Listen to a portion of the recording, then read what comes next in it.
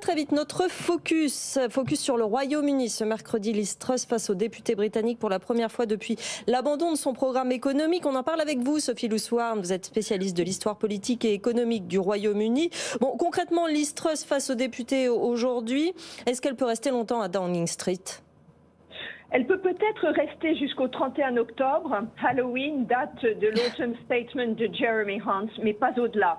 Aujourd'hui auront lieu les troisièmes questions au gouvernement. En un peu plus de mois, le Premier ministre a perdu toute crédibilité et toute autorité. Le limogeage de Kwasi Kwarteng vendredi 15 octobre lui a permis de gagner du temps. La nomination de Jeremy Hunt comme nouveau ministre des Finances a rassuré les marchés.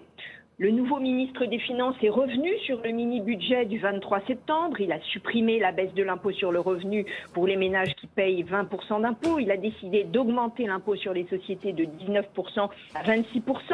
C'est un tournant sans précédent dans l'histoire politique moderne.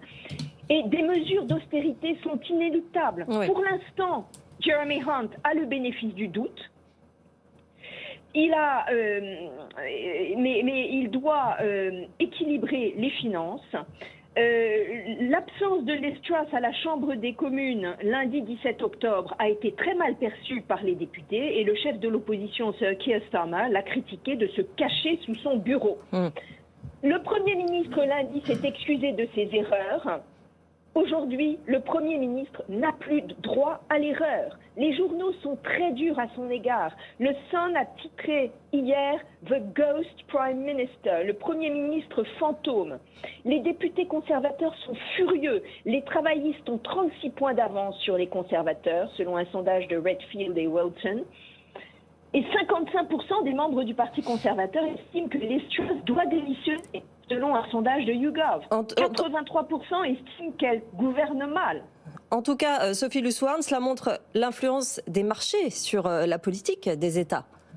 Bien évidemment, Liz Truss a sous-estimé l'importance des marchés et elle avait annoncé des mesures économiques fantaisistes, comme le dit pendant la campagne Rishi Sunak, qui aujourd'hui arrive en deuxième position dans les sondages pour remplacer Liz Truss avec 25% d'approbation. Il a aujourd'hui gagné les faveurs des membres du Parti conservateur, mais néanmoins, paradoxalement, les membres du Parti conservateur estiment que Boris Johnson doit revenir à homme blanc. Beaucoup de membres du Parti conservateur ne voulaient d'ailleurs pas sa démission. On vous entend assez mal, Sophie Luswarn. Merci.